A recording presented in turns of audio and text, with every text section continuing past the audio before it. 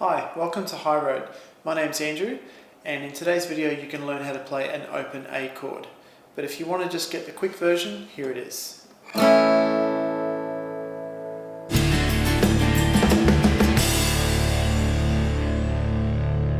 Alright, in case you want to jump ahead, this video is going to cover the following topics. What notes is an A chord actually made from? How to read it from a chord diagram? How to actually play it? And advanced techniques to get your A chord to sound as good as it can. So what notes is an A chord actually made from? Well, it's made from three notes, which is A, C sharp, and E. Now on a piano those would just be sequential notes, but on a guitar they're sort of voiced out of order.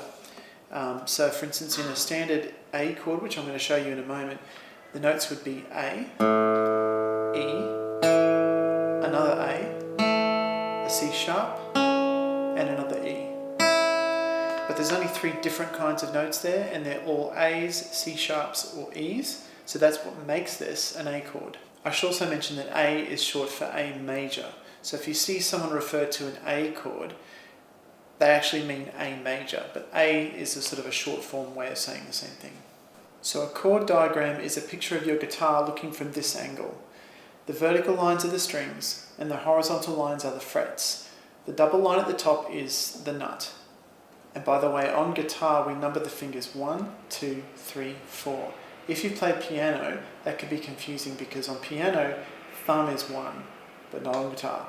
Lastly, at the top of the chord diagram you'll see circles and crosses. Circles indicate open strings, which are supposed to just ring freely, and the crosses are strings that you should not play. You can either mute them or just not hit them. Now when you're interpreting a chord diagram, you've got to learn how to flip that image around in your mind the way you see it when you're playing. So this is what you see on the diagram, but this is what you see when you look down at your guitar. So you have to learn to actually flip that around mentally, and you'll get the hang of it pretty quickly. Alright, let's talk about how to actually play an A chord. So we take finger 1 and we put that on the 2nd fret of the 4th string. Finger 2 also goes on the 2nd fret of the 3rd string. And finger 3 goes on the 2nd fret of the 2nd string. So it looks like this. This is probably one of the easiest chords to play because all the fingers get to make the same shape and they're just in a straight line, and that's quite comfortable for most people. Most A chord diagrams will not include string 6. They'll have a little X on the chord diagram for that string. And that's because an A chord will sound better if you leave that note out. That note is actually an E. Now, as you know, we've already got two E's in this chord. So it's not wrong to have that note in there. It's not going to be incompatible with an A chord. It's just that an A chord is going to sound best if the lowest note is actually an A. So if we can leave that string out, it's going to sound better. Here's an A chord with just an A on the bottom.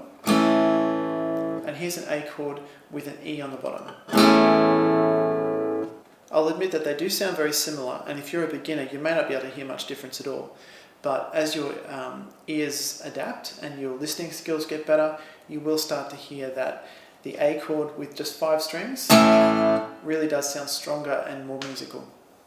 Alright, let's talk about some advanced techniques to help your A chord to sound as good as it possibly can. The first tip is to get all your fingers as close to the fret as you possibly can. Now with an A chord that's not really 100% possible because the 3rd finger can get right up behind the fret, but the other two are going to have trouble just because of the nature of the fretboard. So in this case, get them as close together as you possibly can, and these two fingers may have to press a little bit harder than this one. The next tip I'll give you is to try and get your hand to touch on the side of the neck there. Now that can be a bit controversial. Some people say no, don't ever do that.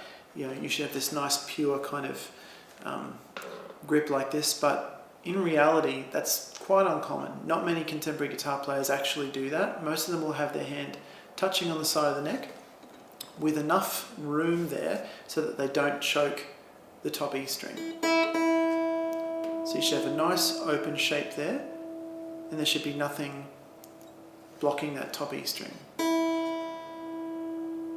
Now the added advantage of doing that is that your thumb is nice and high on the back of the neck, and you can actually wrap it over the back and lightly mute string 6.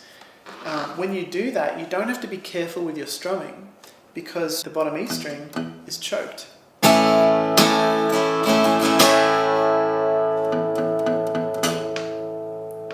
Now again, some people would say this is controversial and you should never wrap your thumb over the back of the neck, and in some contexts that's true, but in this case it's a great way to get a clean sounding A chord. And if you can do this and it doesn't become a bad habit that you can't control, then there's no reason not to. The next tip has to do with your right hand. I'm going to assume that you're using a pick, but generally when you strum the strings, how you hit them is going to make a difference in how the chord sounds.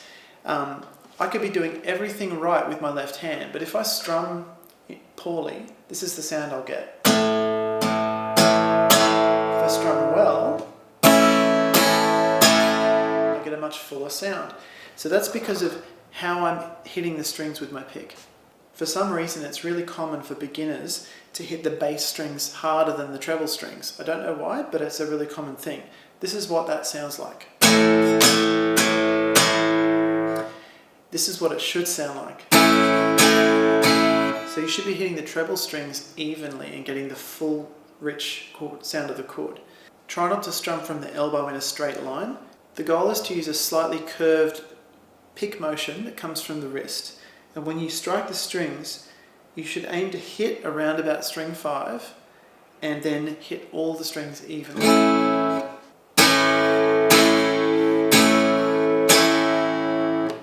Now I'm going to give you 2 alternate fingerings for an A chord. The first one is, instead of using 3 fingers, you can just use 2 fingers. And basically you're squashing down 3 strings with 2 fingers.